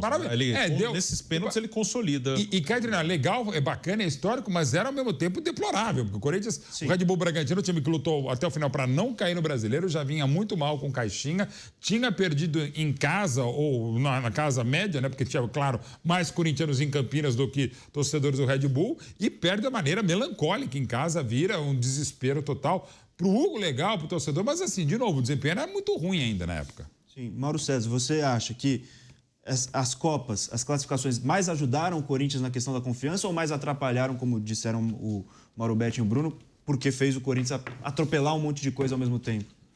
Mas tudo no Corinthians foi feito de forma atropelada, né? Até as contratações aconteceram durante o ano, sem dinheiro, como se não houvesse amanhã, como fazia a gestão anterior. Isso aí Acho que o problema é bem mais complexo, né? Quando você vê um clube que tem uma dívida de 2,4 bi, né? Dívidas de curto prazo enormes, pagando juros absurdos, enfim, e que sai contratando loucamente, então todo mundo vai chegando e tudo, vai vendo como é que faz. Você vê, o Depay contrataram à última hora e não conseguiram inscrever na Copa do Brasil, então não pôde jogar. Aí jogou na Sul-Americana, mas não foi decisivo, o time foi eliminado. Depois no Brasileiro, depois de algum tempo, você vê o cara fazendo um gol de bicicleta e tal, por quê? Leva um tempo até o jogador conseguir atingir um determinado nível, por melhor que ele seja. Adaptação, ele chegou meio fortinho, né? Depois entrou em forma e tal, mudou o shape. Então tudo isso leva tempo, mas é tudo feito de forma muito, muito desordenada, né? Tudo muito descontrolado. Então acho que no final acabou sendo lucrativo, porque o time foi bem mal, por exemplo, contra o Flamengo. Jogou desde os 27 minutos do segundo tempo com um homem a mais, não conseguiu. Mal ameaçou. Teve uma jogada ou outra ali, mas ameaçou muito pouco, né? Contra o Racing, cedeu o empate e jogou muito mal na Argentina. Mas depois da sequência de 9 vitórias no Brasileiro já acontece num outro momento, em que esses jogadores começam a se entender, os reforços vão entrando em forma, os jogadores que estão chegando, que o cara vem de férias, um tempo parado, não foi só o Depay, teve mais gente que chegou. E aí começa, tanto que aí o Roberto começou a fazer muitos gols e tal, lógico, o time mais organizado, o entrosamento, o futebol de qualquer jogador que tenha potencial vai crescer. Mas acabou sendo bom no final, porque saiu de uma situação ridícula que, mesmo sem essas contratações, o elenco do Corinthians não era para ficar brigando contra rebaixamento, era para estar numa outra posição na tabela, e acabou ficando com uma sensação boa no final do ano, porque para quem estava brigando para não cair, conseguir classificação para as competições de mata-mata que não teria no ano que vem, acabou sendo lucrativo. Mas acho que tudo é reflexo dessa forma desordenada que as coisas são feitas no clube, né? É tudo feito de uma forma, como eu disse, como se não houvesse amanhã. Como é que vai ser em 2025? Não sei, depois a gente vê. Você vê a situação da própria contratação do Hugo, um clube que faturou quase 1 bilhão no ano passado, não conseguiu 800 mil euros para pagar o goleiro titular, para complementar o pagamento. Cada jogo, 500 mil, paga para uma multa, paga mais 500 mil. E no final, não vai, vou entrar na justiça. Falei, pagou. Mas como é que ele pagou? Contraiu mais uma dívida, né? O banco teve que emprestar dinheiro, o patrocinador ajudou a troco de nada e tal, assim, vou te ajudar. Será que é assim? Ou vai lá e registra mais uma dívida? Então é tudo feito de uma forma muito desordenada. E no final acabou dando certo. Eu não diria que deu certo, porque o time não foi campeão e montaram... O próprio Gustavo Henrique dá uma entrevista uma vez, eu lembro, ele falou, eu vim aqui para ser campeão. Quer dizer, os caras queriam ganhar um troféu. Aí, no final, o troféu foi a classificação para a Libertadores, que pode ser interessante se conseguir manter um time competitivo no ano que vem. Mas vai conseguir manter? Isso a gente não sabe. É absolutamente imprevisível por conta dessa forma desordenada que o clube é gerido. E eu acho até que, nesse ano, me pareceu que ele piorou em relação aos anos anteriores. Eu achava isso impossível. Como é que pode? Eu concordo contigo. É impressionante. Eu acho que, de modo geral, sim. Eu estava esses dias conversando com outros setoristas do Corinthians, de outras empresas. É impressionante pegar a retrospectiva de 2024 do Corinthians, o tanto de coisa que aconteceu. Assim, Patrocinador, perde goleiro, perde outro goleiro. Eu comecei a brincar em grupos de WhatsApp com colegas, inclusive corintianos. Era uma frase que eu usava até uns 2 meses atrás. Mal, tá bem? Tudo bem? Eu falei, tô melhor que o Corinthians. Aí o pessoal falou, até bem aí normal, né? E eu comecei a inventar num grupo de WhatsApp, mais palmeirense, flamenguista, São Paulo também, alguns corintianos. Eu começava, tipo, 10 da manhã e mandava uma notícia absurda. Assim. Às vezes eu pegava a notícia que você pegava, sei lá, do Choquei e tal, assim, Jojo Todinho, não sei o que lá, ou o tubarão morde num ponto de ônibus, alguém na Tailândia, eu botava no Corinthians e o pessoal... Eu mandava algumas notícias ou criava alguns absurdos e metade acreditava porque estava tudo acontecendo. Era capaz daquilo estar acontecendo, assim. Lamentavelmente, teve agora no final do ano um médico do Corinthians da base, assim, nem entrar no momento aqui, focalizando, mas assim, essas histórias, lamentavelmente, que acaba sendo crível, porque se é no Corinthians deve estar acontecendo mesmo ou vai acontecer, cara. É terrível. No final das contas, é muito melhor que a encomenda, mas, de novo, tem 2 bilhões e 400 a serem pagos, tem transfer bank, vai se acertar, tal, mas assim, é aquela coisa. Eu perguntei para o Augusto Melo, vem cá, numa terça-feira, será 5h da tarde, você teme ter um outro caso de transfer ban? Dentro de uma certa, digamos, sinceridade dele, ele falou, sim. Às vezes eu estou morrendo, toco o telefone, eu morro de medo porque vai acontecer algum mais pepino. E competente ou incompetente, capaz ou não, é uma realidade, porque são coisas, inclusive, das outras más gestões do Corinthians. Né? Sim. E passando agora as quartas de final dessa Copa do Brasil, eu acho que não tem um confronto que se destaque. Mas, Bruno, o que me pareceu nessas quartas é que todos os confrontos, Bahia e Flamengo, Juventude e Corinthians, São Paulo e Atlético Mineiro e Vasco e Atlético Paranaense, todos se nivelaram por baixo em termos de qualidade, né? Foram confrontos, assim, bem complicados de assistir. Para quem gosta de futebol, acompanha futebol, foram todos jogos, tanto de ida quanto de volta, bem difíceis em termos de qualidade, né? Foi. Nas oitavas teve esse Flamengo e Palmeiras, que mobilizou as atenções aí de todo mundo. Se já falamos do Corinthians com o Grêmio, pênaltis, teve um confronto emocionante. Mas nas quartas, assim, não teve um confronto muito emocionante. O Flamengo com o Bahia... o Flamengo ganha do Bahia toda hora, né? É meio difícil explicar por quê, mas o Bahia não perde pro Botafogo, mas só perde pro Flamengo, né? O Bahia jogou com o Botafogo 4 vezes no ano. Na Copa do Brasil, no Brasil não perdeu nenhuma pro Botafogo. O Bahia ganhou 2 e empatou 2 com o Botafogo. Eliminou o Botafogo na Copa do Brasil. E contra o Flamengo ele jogou 4 e perdeu 4. Perdeu 2 vezes em Salvador. Então o Bahia ele não conseguiu fazer frente ao Flamengo. Até no jogo de Salvador o Bahia pressiona bastante, mas o Flamengo ganha por 1-0 e acho que ali matou o confronto. São Paulo e Atlético foi um confronto chatíssimo. Foi muito ruim São Paulo e Atlético. O Atlético acabou classificado por um gol que fez no finalzinho do jogo no Morumbi, com batalha de cabeça. No minuto anterior o Lucas perdeu uma grande chance. Mas assim, era um confronto que retrataria melhor 0-0, 0-0 e pênalti. Assim, os 2 jogos foram muito ruins. Se juntar os 2 jogos ali, talvez não tenha 10 chutes no gol. Não deve ter, juntando os 2 jogos. Foi muito ruim esse confronto. Passou o Atlético, ok, uma bola parada lá, conseguiu ganhar e seguiu. Vasco e Atlético Paranaense até teve emoção ali, foi para os pênaltis. O Vasco teve um jogador expulso. Foi um bom momento do Vasco aí no ano, esse jogo aí especificamente, né? Que ele toma um gol, perde um jogador e com 1 a menos vai buscar, consegue levar para os pênaltis. Até foi um momento legal para o Vasco que não tem tido quase nenhum momento bom, né? Então esse jogo foi acho que é um jogo que o torcedor do Vasco vai lembrar com um certo carinho, né, esse confronto. E Corinthians e Juventude acabou tendo emoção, ainda era um Corinthians brigando para não cair no Brasileiro.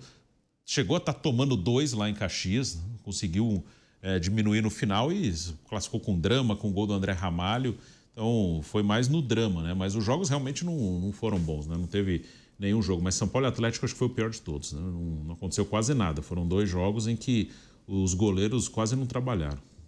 Mauro Betti, você acha também que foi umas quartas de final mais marcadas pela falta de futebol do que por momentos de grandes emoções? Sim, por exemplo, o duelo São Paulo-Atlético Mineiro, o São Paulo fez um bom jogo, podia ter vencido, o 0-0 já era frustrante, tomou um gol estranhíssimo da batalha, a bola saindo, cabeceou, o Rafael se atrapalha, depois o jogo de volta não foi grande coisa. O Atlético Paranaense, absurdo, né? Um ano de centenário, a debacle, a queda, o que aconteceu, sobretudo a partir da série do Cuca. Aliás, eu falei dos meus palpites, outro que também errei fragorosamente era o Furacão. Eu achava que era tipo o 4º ou 5º, não, acho que era o 6º colocado e acabou rebaixado. Mas pelo que vinha fazendo nos últimos... Não, era o Cuca, é um pacote Cuca, né? Acerta, erra, mais ter errado do que acertado, ok. Mas assim, também não foram grandes jogos, o Vasco ia chegando também, sabe-se lá como, né? O Flamengo, dentro daquele momento até que estava, foi extremamente eficiente, né? O Bahia também já vinha num processo de queda com o Rogério Ceni, né? E o Corinthians, assim, o jogo, sobretudo na Neoquímica Arena, né? O Corinthians faz um golaço, né? Que está impedido e tal, e fica aquela sensação de empate, vai buscar. Esse é um dos poucos que eu acertei. Assim, antes da bola rolar em Itaquera, eu falei, vai para os pênaltis, né? Antes do primeiro jogo, isso aí vai para os pênaltis. Quando eu dizia, ainda falei, vai para os pênaltis, a fase do Hugo Souza é fantástica, o Hugo Souza vai fazer a diferença. Então, assim, deu ok. Mas, assim, realmente, se a gente lembra mais por essas coisas meio bizarras do que propriamente pela qualidade de todos os confrontos. Não tem dúvida. Agora, na semifinal, Flamengo e Corinthians e Atlético Mineiro e Vasco da Gama. Mauro César, Flamengo que fez uma ótima partida de ida contra o Corinthians no Rio de Janeiro. E no segundo jogo, todo o plano do Felipe Luiz acabou sendo alterado por uma jogada também bizarra do Bruno Henrique, que acabou sendo expulso. Mas para mim, o grande destaque desse jogo da volta foi o que fez o Gerson, né? O Gerson dominou o jogo e fez o Flamengo ter a bola num momento de muita dificuldade, jogando com um jogador a menos por mais de 60 minutos, né? Mais de 60 minutos no total. e conseguiu ajudar muito o Flamengo a conseguir essa classificação contra o Corinthians, que via tentando se embalar também, né? Saiu desse momento difícil do rebaixamento, tentava embalar nessas classificações na Copa do Brasil e na Copa Sul-Americana, mas acabou ficando pelo caminho e o Flamengo foi para a final. Eu acho que esse jogo foi o jogo no qual o Felipe Luiz, pela primeira vez, assim, chamou de fato a atenção de todos, né? Porque ele conseguiu se virar bem numa situação de extrema dificuldade, né? Porque no Rio o Flamengo jogou bem, mas só fez um gol, né? Teve oportunidade no primeiro tempo, especialmente, de fazer um placar um pouco maior.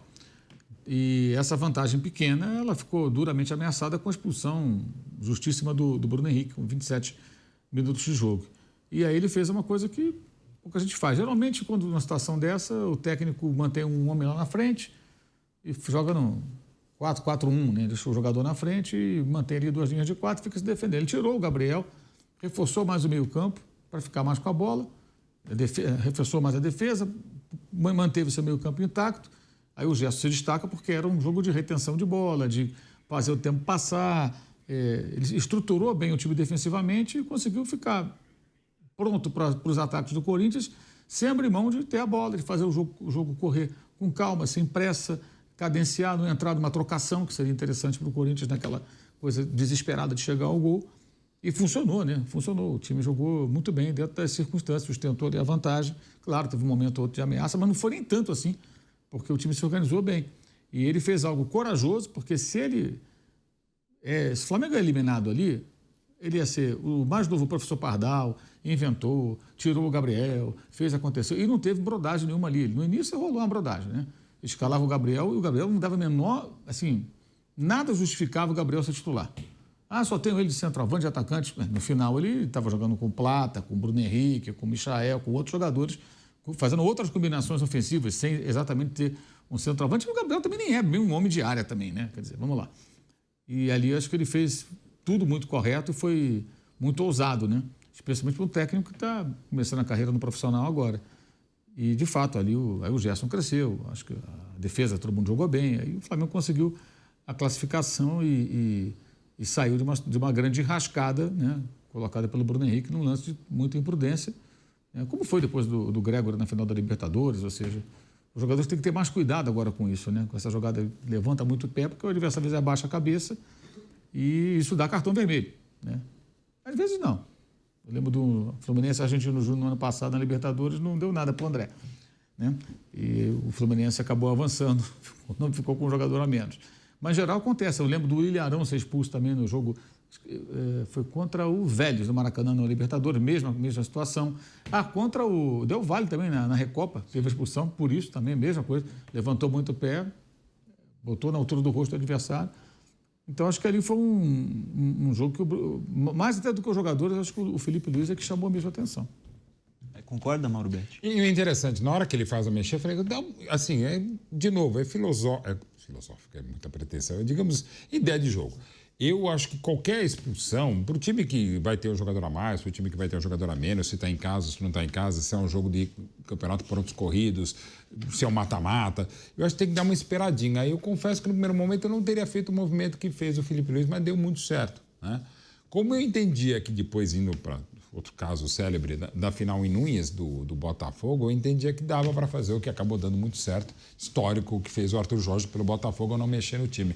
Mas eu prefiro ainda esperar um pouco, ver o que acontece, ver qual é o movimento do outro lado do time que vai ter a mais, ainda que não tenha tido ideia alguma o Gabi Milito, no caso do Galo contra o Botafogo na final da Copa do Brasil. Eu confesso que eu não teria feito o que o Felipe Luiz fez e fez muito bem, né?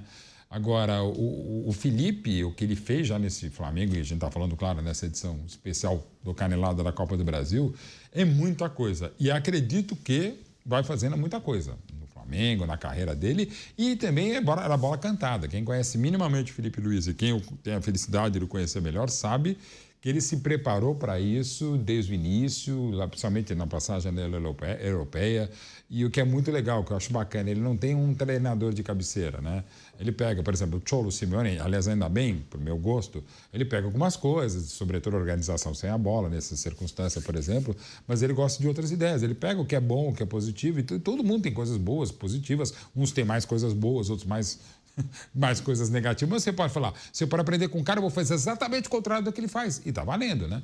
Então o Felipe já tão jovem, e a temporada dele foi fantástica, né? Título pelo Sub-17 do Flamengo, título mundial pelo Sub-20 e agora uma Copa do Brasil atropelando e com um elenco desgastado, recuperando o Gabigol historicamente, perdendo o Pedro, os jogadores que o próprio Tite já perdia.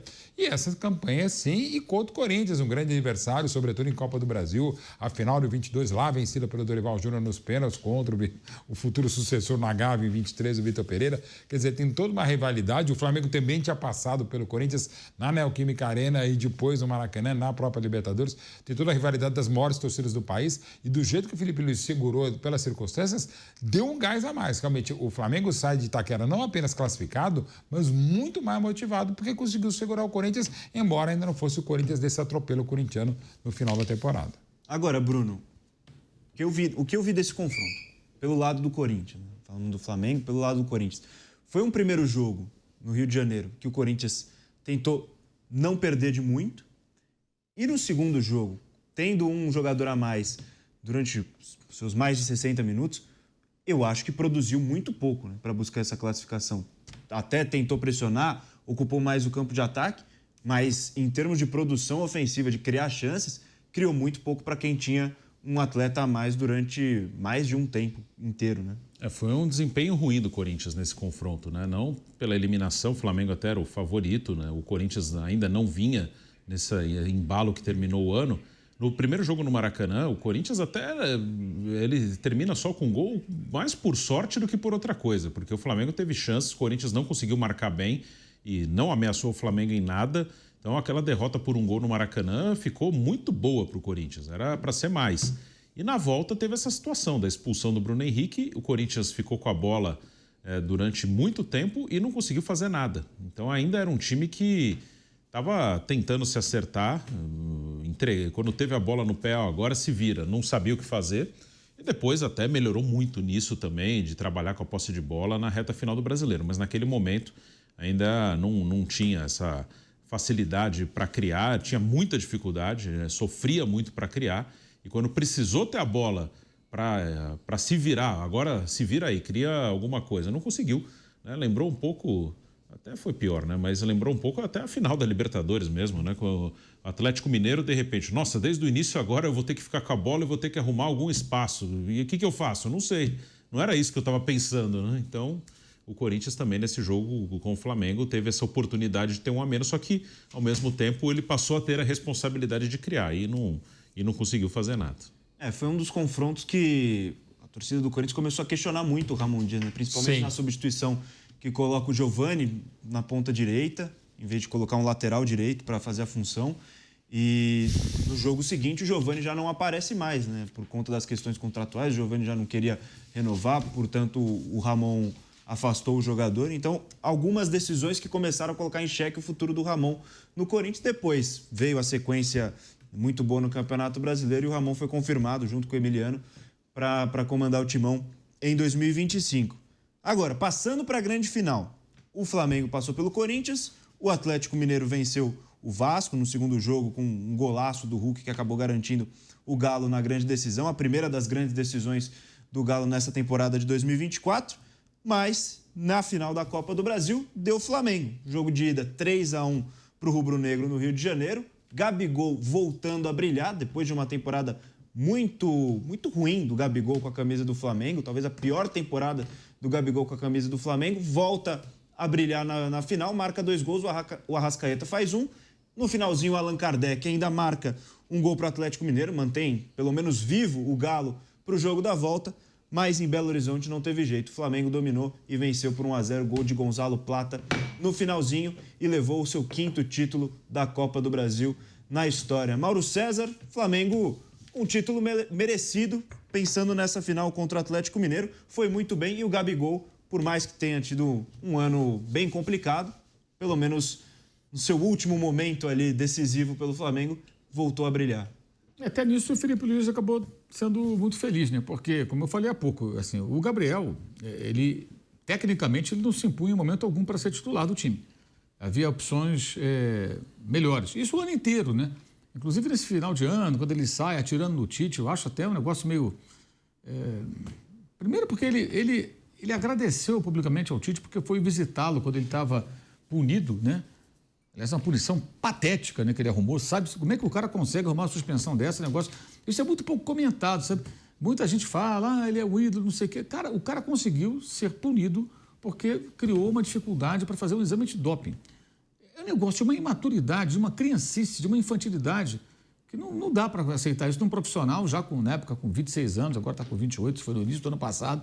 E nessa semana de uma final, o que diz muito sobre o paternalismo e o desmando que imperava. Não sei se vai ser diferente agora, talvez dizem que vai mudar, né? No departamento de futebol do Flamengo.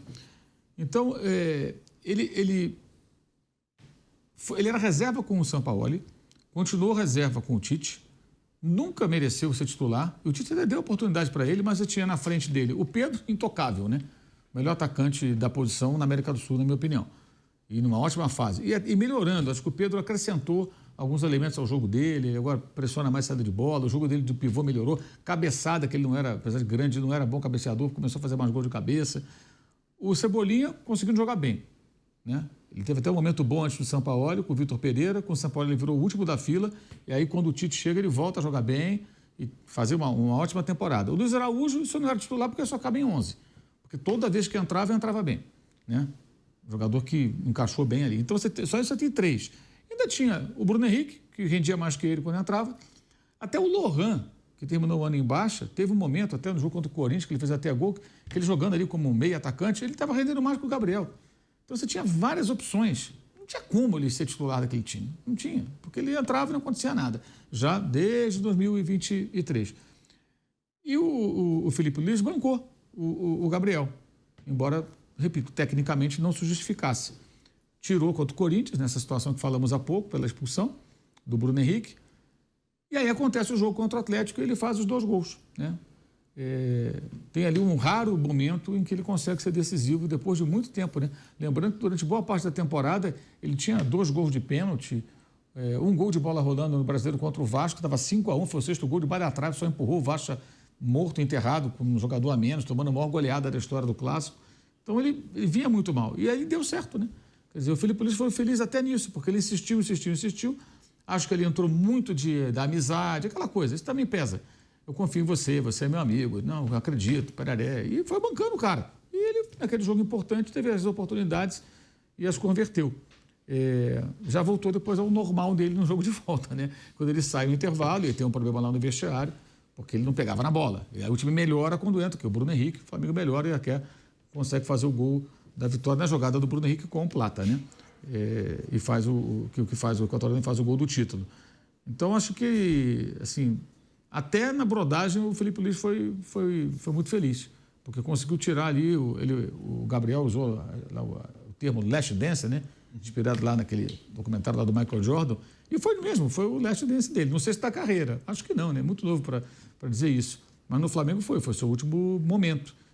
E muita gente fala, viu, ele sempre é decisivo. Bem, depende, né? Ele não foi decisivo na Libertadores, teve até chance contra o Peñarol, a bola passou em frente a ele não conseguiu desviar para o gol, se faz aquele gol para os pênaltis, não fez. Ele não decidiu nada no ano passado em nenhuma das competições das quais participou e teve várias oportunidades. Mas dessa vez ele funcionou e acabou sendo importante ali, né? Para o Flamengo conseguir ganhar a Copa do Brasil, que meio que salvou o ano, né?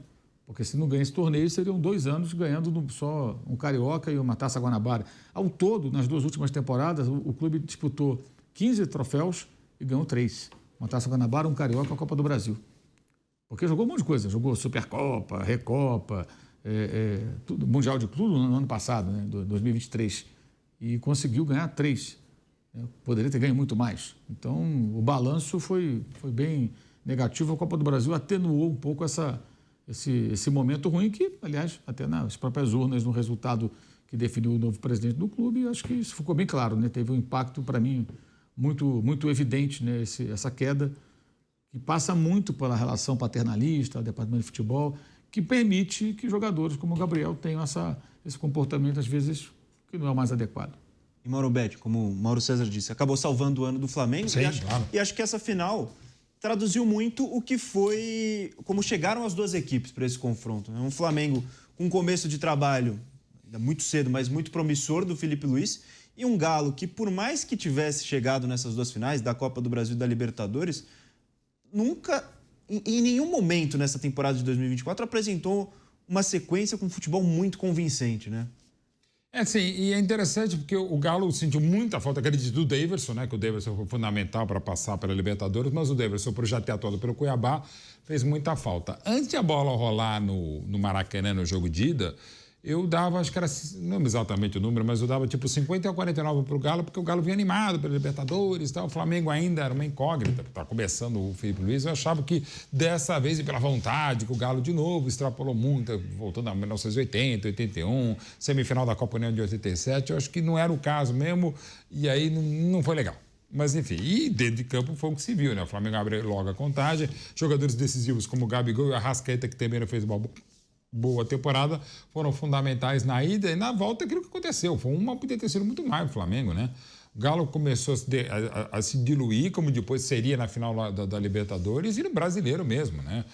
Tanto é que acaba o Milito demitido antes da última rodada e demitido, acho que até com um certo atraso. Não gosto de ficar demitido ninguém, um dos tantos problemas do futebol brasileiro e também do Galo. E foram nesses 6 anos da gestão do Landim e do Braz, não dá para dissociar porque eles não se dissociam, né? Mas, enfim, não se dissociavam, né? E o Galo ainda luta até o final para não cair, né? Quer dizer, o time chega na final da Copa do Brasil, chega na final da Libertadores, chega no final lutando para não cair. É um negócio absolutamente inacreditável pelo nível de investimento do Galo, pelo nível de qualidade de time, de elenco, mas não de futebol.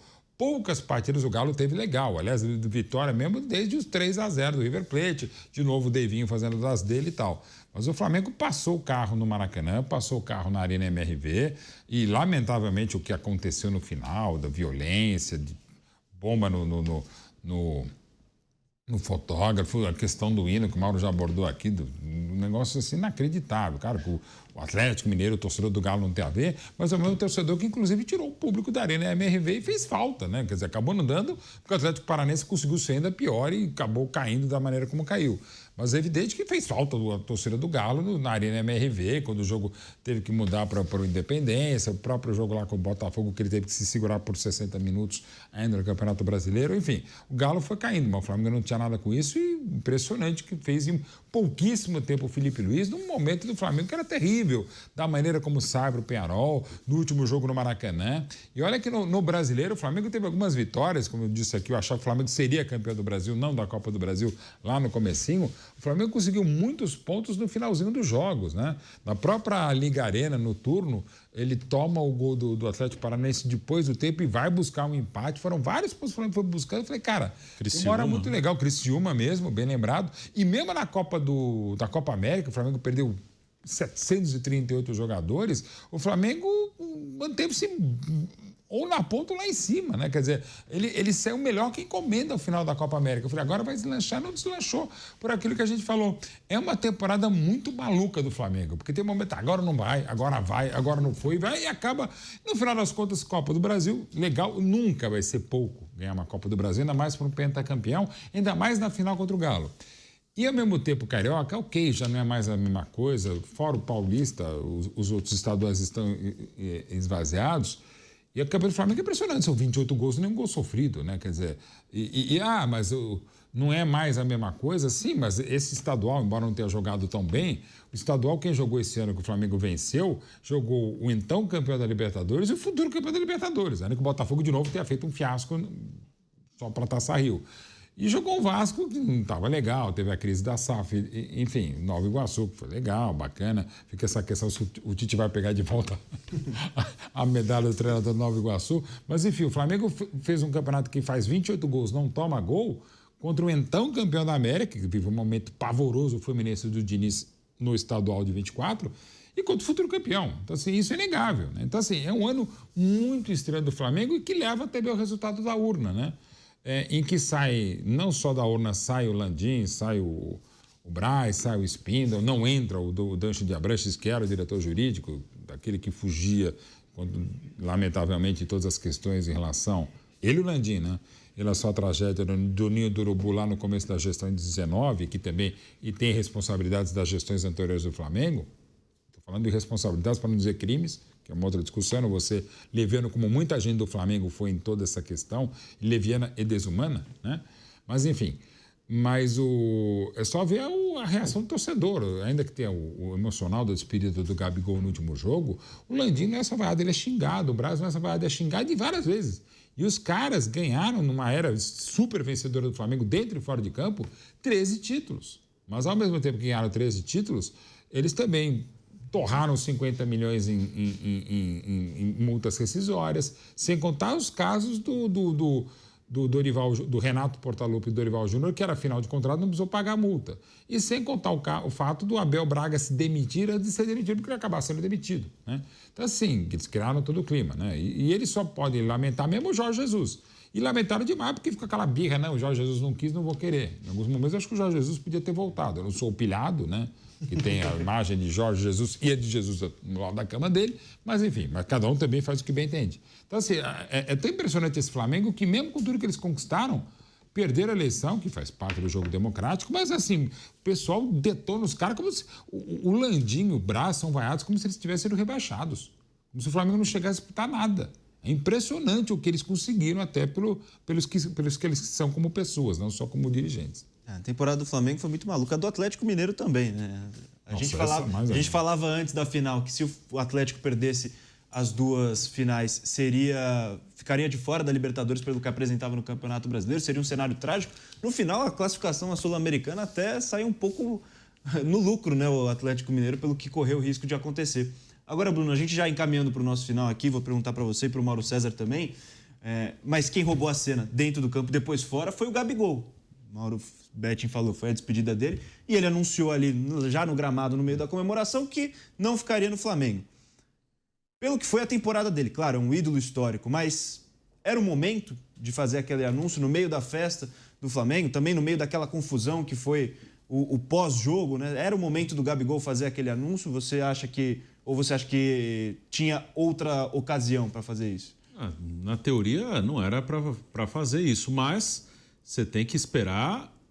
Você tem um personagem, uma pessoa famosa, você não vai esperar que ele faça algo muito diferente do que ele já fez. O Gabigol é um cara que gosta da mídia, ele é um cara que ele estava claramente incomodado com a diretoria, ele queria desabafar, ele é um cara que gosta de chamar atenção para ele, e ele estava por cima. Foi o único momento no ano que ele esteve por cima. Ele fez 2 gols no jogo na semana anterior e acabou sendo decisivo no título. Então, não foi surpreendente. Claro que não era um momento, ali era um momento de comemoração do Flamengo, ele acabou chamando atenção para ele, mas não foi surpreendente. Ali faz parte do pacote Gabigol. Né? Ele está jogando muito mal. Aí destoa da passagem dele no Flamengo. Os últimos 2 anos foram muito ruins, os 4 anteriores foram muito bons. Mas se você pegar o pacote Gabigol, fizer um resumo bem rápido, essa última imagem dele mostrou bem. Ele acabou decisivo num jogo, fez 2, mas no outro jogo chamou tudo para ele, desabafou, falou e puxou a atenção da comemoração do título do Flamengo para ele por alguns momentos. Tá aí, Flamengo campeão da Copa do Brasil 2024, 5º título na história do rubro-negro, ganhou em 90, ganhou em 2006, 2013, 2022 e agora 2024, com toda essa história também do Gabigol rondando essa partida, essa decisão contra o Atlético Mineiro. Como disse o Mauro César, fez 2 gols no campo, mas depois acabou chamando a atenção toda para si ao anunciar o fim da sua vitoriosa, mas também conturbada passagem pelo Clube de Regatas do Flamengo. E lembrando, hein, Flamengo campeão da Copa do Brasil enfrenta o campeão brasileiro Botafogo na Supercopa. A gente falou tanto supervalorização da Supercopa do Brasil. Enfim, vai ter um clássico carioca, Botafogo e Flamengo na Supercopa, jogo que vai acontecer no Mangueirão, no Pará. E a gente fica por aqui, nesse Canelada de finalzinho de ano, dia 29 de dezembro, já com 2025 batendo a porta, muitas emoções em 2024. E eu reforço para todos vocês, fiquem ligados na Jovem Pan, que ano que vem a gente vai trazer todas as emoções mais uma vez, com muita informação, muito debate sobre Libertadores, Campeonato Brasileiro, Copa do Brasil e com a transmissão e também com a cobertura, que você já sabe que tem muita qualidade aqui na nossa equipe de esportes da Jovem Pan, e a gente deseja a vocês também uma boa passagem de ano e que 2025 seja muito feliz. Obrigado, Bruno. Obrigado, Mauro César. Obrigado, Mauro Betting. A gente se vê mais no ano que vem aqui no Esporte da Jovem Pan. Um abraço a todo mundo. Canelada. Oferecimento BYD. A maior do mundo agora é do Brasil. Oferecimento KTO. Na KTO, cada jogo é único. Oferecimento Loja e 100. Realize os seus sonhos. Natal Loja e 100. Ainda bem que tem. Realização Jovem Pan News.